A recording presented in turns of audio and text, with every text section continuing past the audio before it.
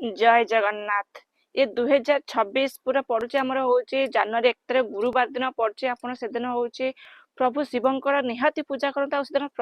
एटा ए वर्ष जोटा कि आरंभ होची मु सबुठारु गोटे बड़ प्रतिकार आपन कहूचे एटा करंतु आपण वर्ष सारा आपणकर होची बहुत शुभ हेबो ए छोटे छोटे कथा मानंतु आपणकर मंगल हेबो आपण कोन करबे ना